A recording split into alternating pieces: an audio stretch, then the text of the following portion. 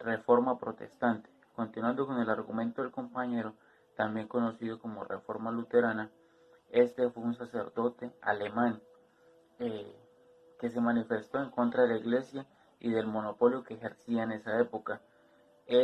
Esta reforma protestante tiene mucho que ver con los derechos que se podían ejercer en esa época eh, en la Iglesia. Entonces este sacerdote eh, se negó a que los sacerdotes tradujeran la Biblia a sus anchas. Él lo que hacía o lo que quería en esa reforma protestante era que las personas interpretaran de la manera que quisieran la Biblia, más no que otra persona se las dijera como tenía que ser. También rechazó la jerarquía entre los religiosos. Luego continuamos con una petición de derechos. Esta petición de derechos es fundamental porque ya se empiezan a ver los principales derechos en, en los estados feudales, como lo era el anterior. Entonces, en esta petición de derechos, el Parlamento inglés le envía unos derechos o una petición de los derechos que se basa en no vulnerarle los derechos a los ciudadanos y que ni siquiera el rey le vulnerara los derechos al ciudadano. Esta petición fue rechazada y en una presión que le ejercieron al rey, él tuvo que aceptar esto para, para el buen vivir de los ciudadanos.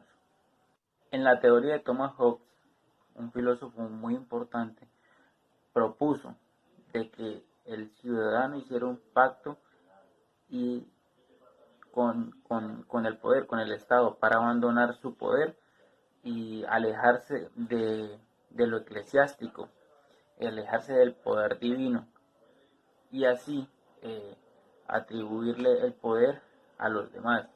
Seguimos con un filósofo, John Locke, el inglés. Eh, este fue el padre del liberalismo moderno.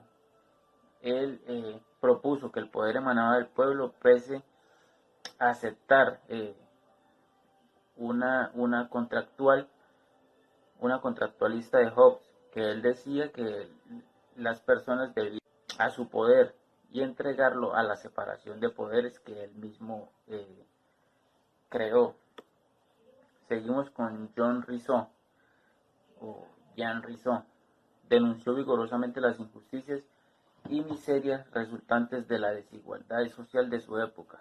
Propuso la idea de una sociedad basada en la igualdad absoluta, en la que cada miembro a par se somete a decisiones del colectivo. Es el mismo tiempo parte del pueblo soberano, cuya voluntad general constituye la ley. Luego seguimos con la Revolución Americana.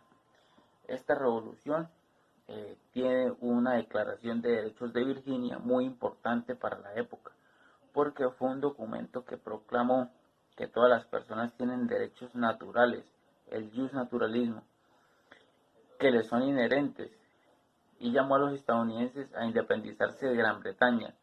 Fue adoptada de manera unánime por la Convención de Legados de Virginia el 2 de junio de 1776. Fue un antecedente directo para la Declaración de los Derechos del Hombre y del Ciudadano, en la Declaración de los Derechos de Virginia se consideraba que se fundamentaba que los hombres nacían libres.